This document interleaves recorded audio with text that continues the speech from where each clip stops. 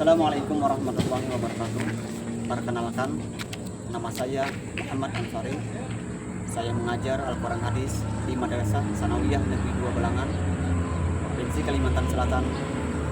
Saya adalah mahasiswa PBG dalam Jabatan Transformasi di Kementerian Agama RI pada bat 1 tahun 2025 di Universitas Islam Negeri Fatmawati Soekarno, Bengkulu.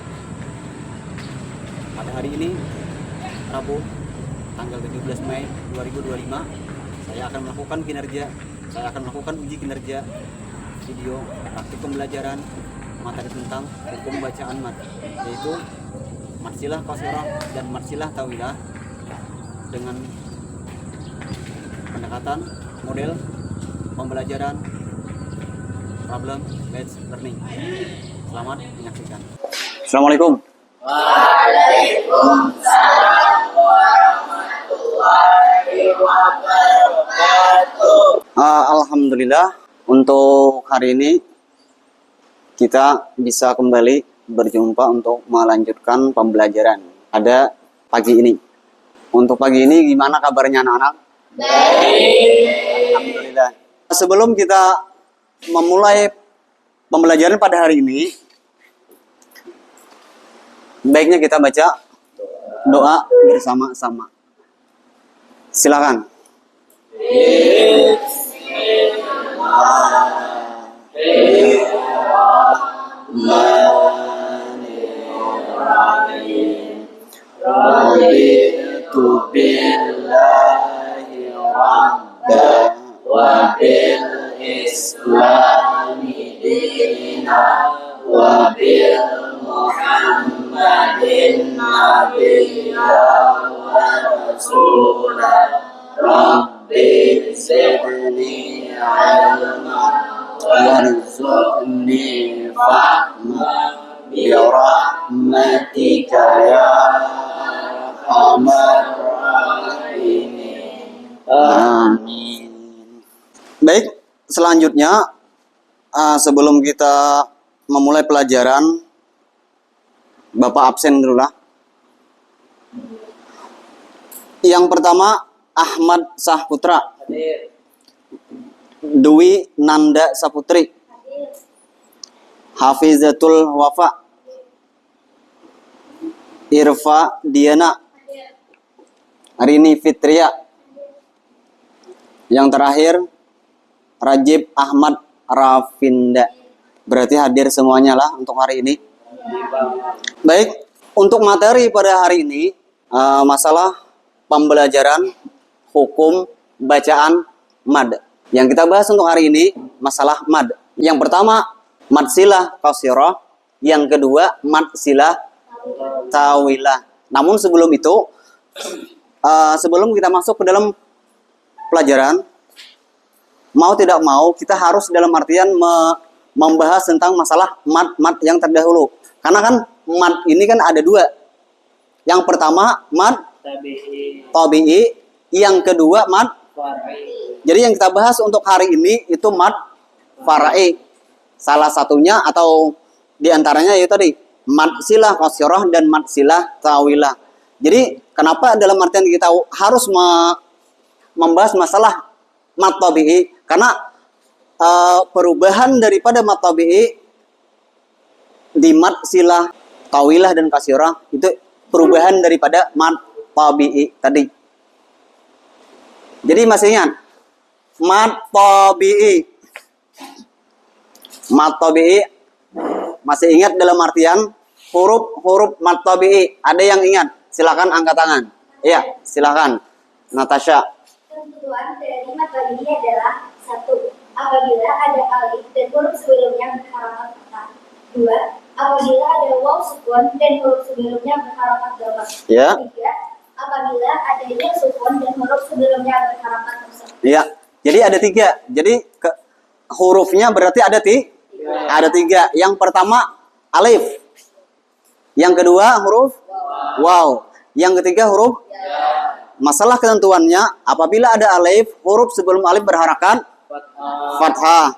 Yang kedua ada waw sukun, huruf sebelum waw berharakat dhammah. Yang ketiga ketika ada ya sukun, huruf sebelum ya itu berharakat kasrah. Jadi itu yang dimaksud dengan ketentuan daripada mad tabi'i. Kalau dalam artian matematika itu rumusnya dikatakan disebut dengan mad tabi'i. Baik. Selanjutnya kita silakan kalian buka buku pembelajarannya. Jadi yang kita bahas untuk hari ini adalah hukum bacaan mad silah kasirah dan mad silah tawilah. Apabila tidak ada dalam artian untuk hari ini berarti kita akan mengadakan yang namanya diskusi. Silakan. Jadi untuk hari ini Bapak buat 3 kelompok. Silakan 3 kelompok yang peserta didiknya silakan dibuat kelompok jadi 3 kelompok. Silakan.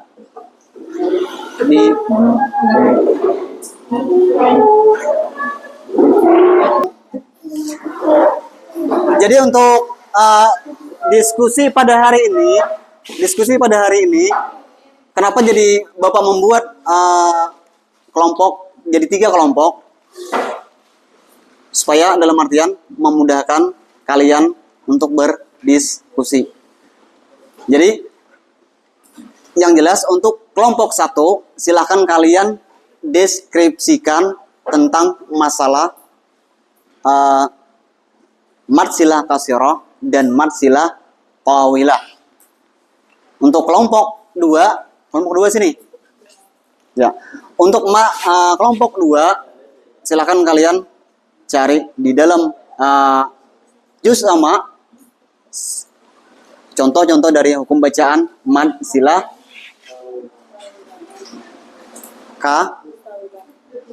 tawilah kasirah. Untuk kelompok 3 berarti apa? Silakan kalian diskusikan dan cari di dalam juz amma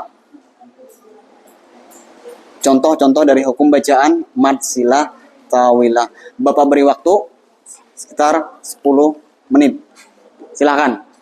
Bapak harap kalian bisa bekerja sama dalam artian membagi surah-surahnya, cari hukum bacaan yang sesuai dengan ketentuan tadi. Kembali Bapak jelaskan. Hukum bacaan mad silah kasirah. Tadi jelas sudah. Hukum bacaan mad silah kasirah terjadi apabila yang pertama ketentuannya apabila ada ha dhamir yang didahului oleh huruf yang berharakat hidung. Jadi cari dalam surah pendek. Kalau dalam artian di juz amma itu dari surah An-Naba. Jadi silakan kalian cari dan catat. Kemudian nanti hasilnya setelah diskusi, setelah dalam artian kalian mencari, menelaah, 1 orang maju ke muka kelas untuk mempresentasikan kerja kelompok kalian ini. Silakan untuk kelompok 1. Silakan maju ke depan. Ya, silakan. Assalamualaikum warahmatullahi wabarakatuh.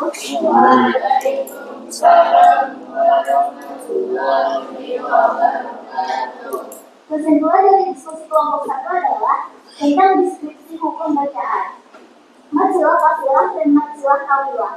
Maka kami menyimpulkan mad silah kasirah. 1. Hak dhamir berada setelah huruf berharakat atau hidup. 2. Hak dhamir tidak disambung atau dihubungkan dengan huruf sesudahnya. 3. Hak dhamir tidak disertai dengan huruf harga, maka cara bacanya dipanjangkan 1 alif atau 2 harapan. 4. Sedangkan apabila hak dhamir diikuti huruf harga, maka hukum bacaannya menjadi mad silah tawilah dan dibaca sepanjang 2,5 alif atau 5 harapan. Demikian kesimpulan dari kelompok 1. Wassalamualaikum warahmatullahi wabarakatuh. Waalaikumsalam warahmatullahi wabarakatuh. Tepuk tangan untuk teman kalian yang sudah maju. Ya, itu kesimpulan dari kelompok 1.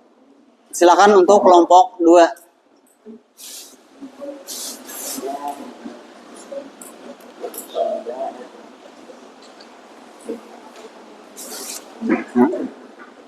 Kelompok 2, setelah kami mencari hukum bacaan maksimal kosongan di antara surah-surah pendek, maka kami menemukan beberapa hukum bacaannya.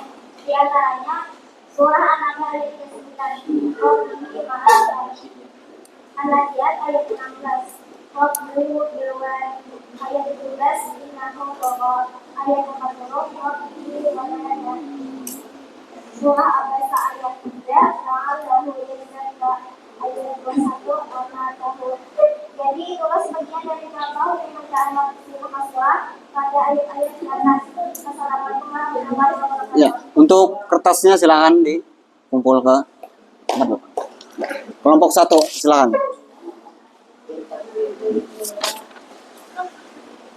Ya. Terakhir untuk kelompok 3 silakan mempresentasikan hasil dari diskusi kalian mencari hukum bacaannya. Ya. Tolong untuk bacaannya jangan terlalu cepat. Ya.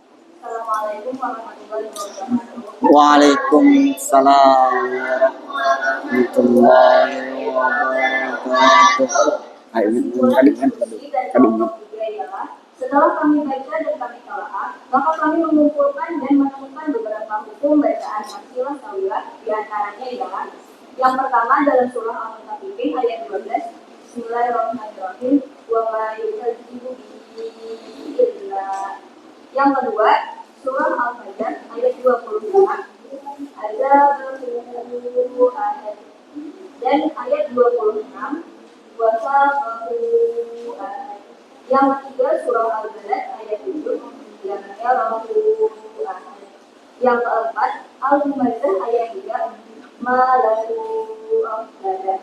Nah, itu sebagian contoh dari hukum bacaan maksimal tawilah. Terima kasih. Wassalamualaikum warahmatullahi wabarakatuh. Waalaikumsalam warahmatullahi wabarakatuh.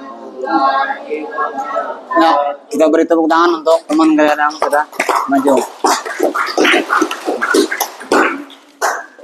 Jadi setelah diskusi sudah kita dapatkan hasil dari pembahasan baik itu yang kesimpulan dari kelompok 1 tentang deskripsi hukum bacaan matsilah, qasirah dan tawilah. Untuk kelompok 2 membahas tentang hukum-hukumnya, mencari contoh-contoh hukum bacaan matsilah, qasirah. Yang untuk kelompok 3 dari hasil diskusinya ada beberapa surah hukum bacaan yang mengandung hukum bacaan matsilah, tawilah. Untuk lebih paham lagi, perhatikan layar di depan kita. Di sini ada surah apa? Al-Baqarah ayat 255.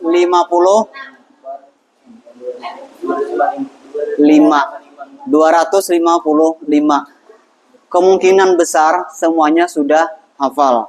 Kenapa dalam artian Bapak mengambil surah Al-Baqarah ini? Karena di surah Al-Baqarah ini yang pertama, yang jelas kalian insya Allah hafal. Yang kedua, di potongan ayat ini, surah Al-Baqarah ayat 255 ini, mengandung salah satunya hukum bacaan matsilah, qasirah, dan matsilah, tawilah. Coba kita baca sama-sama. 1, 2, 3. Bismillahirrahmanirrahim.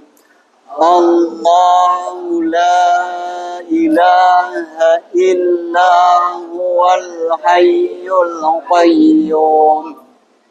La ta'khudhuhu sinatun wa la nawm. Lahu ma fis samawati wa ma fil ard. Man zal ladzi yashfa'u indahu illa bi'idhnihi. Ya'lamu ma baina aydihim wa ma khalfahum. Wa la yuhituna bi syai'in min ilmihi illa bima syaa. Wasi'a kursiyyuhu as-samawati wal ard. Wa la ya'uduhu hifdzuhuma. wa huwal. Nah, perhatikan kembali. Allahu la ilaha illa huwal hayyul la ta'khudhuhu sinatun wa la naum. Di sini kita perhatikan la ta'khudhuhu. Jadi hukum termasuk hukum bacaan mad silah qasirah. Jadi kenapa? Karena huruf nya itu harakatnya dhammah. Jadi ketika dalam artian hurufnya itu harakatnya tidak sukun, maka itu termasuk hukum bacaan mad silah qasirah. Dan tanda yang lebih spesifik, yang lebih dalam artian mudah dikenali, huruf H-nya ini bentuk dalam artian seperti angka 6 di atas huruf H tersebut. Itu salah satunya. Jadi ketika kita melihat seperti ini, maka dalam artian ketika kita membaca, panjangkan satu alif atau dua harakat. Jangan kita membaca la ta'khudhuhu sinatu, tapi la ta'khudhuhu sinatu wa la naum. Sampai di situ ada yang ditanyakan? Tidak ada. Jadi sebelum kita tutup, mari kita dalam artian menyimpulkan pembelajaran pada hari ini. Jadi yang pertama, mad silah qasirah terjadi apabila ada hak dhamir yang didahului oleh huruf yang berharakat, baik itu kasrah, fathah ataupun dhammah. Yang kedua, hak dhamir tidak didahului oleh huruf yang berharakat sukun atau mati. Yang ketiga, apabila hak dhamir bertemu dengan hamzah, maka hukum bacaan tersebut menjadi hukum bacaan dari mad silah tawilah. Jadi itu kesimpulan pada hari ini. Jadi sampai di situ untuk pelajaran kita pada hari ini. Sebelum kita menutup pembelajaran hari ini, baiknya kita membaca doa sama-sama.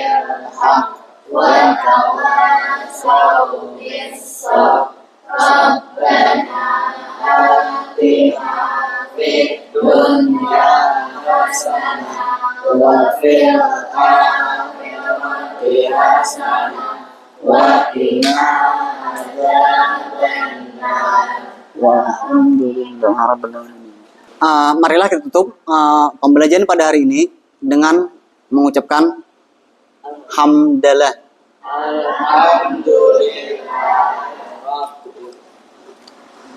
Assalamualaikum warahmatullahi wabarakatuh. Waalaikumsalam warahmatullahi wabarakatuh.